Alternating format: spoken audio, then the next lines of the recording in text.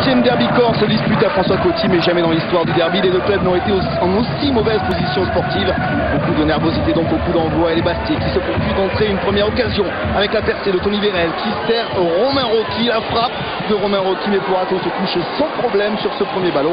Une première occasion pour ce duo d'attaque inédit côté Bastia avec Tony Vérel qui supplée la blessure de Frédéric Ney, associé donc à Romain Rocky. La réaction d'Ajaccio est quasi immédiate avec ce ballon qui profite au Brésilien Edson. Le bon dribble, mais Bento se détend bien pour capter lui aussi ce ballon. Les bonnes actions pour les hommes de Roland Courbis qui évolue dans un dispositif très offensif avec les retours d'André Luis et finalement la présence de Nasser Ouada, longtemps incertain.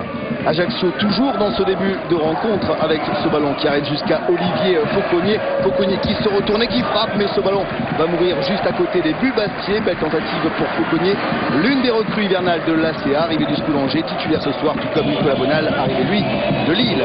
Finalement c'est sur les coups de pied arrêtés que les Ajacciens se montrent plus dangereux et ce ballon relâché par Bento, la petite touche de Nasser Ouada et Mamadou Seck qui ouvre le score dans la dernière minute de la première période. 1-0 pour l'ACA sur ce coup de patte génial de Nasser Ouada et puis la finition de Mamadou Seck, le Sénégalais, entré en jeu à la 20e minute pour suppléer la blessure de Fabien Laurenti et donc les Ajacciens qui mènent 1-0 à la pause, ce qui provoque la colère évidemment de François Ciccolini. Ce petit instant de déconcentration a coûté cher à ses troupes. La seconde période avec des Bastiers plus incisifs comme ici Youssouf Hadji qui va servir Romain Rocky, le duel entre Rocky et Porato et ce ballon qui va passer à côté des buts de l'ACA. Belle action là pour Romain Rocky, mais ce ballon qui fuit le cadre ajaccien, en tout cas Romain Rocky qui commence à trouver des brèches dans la défense de l'ACA. Les Ajacciens qui jouent sur coup franc avec ici André Luis qui va trouver la tête de Mamadou Seck et une nouvelle fois une superbe détente de Nicolas Bento pour préserver l'espoir côté Bastier, mais belle occasion tout de même. Et puis derrière, eh bien, le jeu va se durcir et cette faute de main de Xavier Collin n'est pas sanctionnée par Monsieur Le Dontu.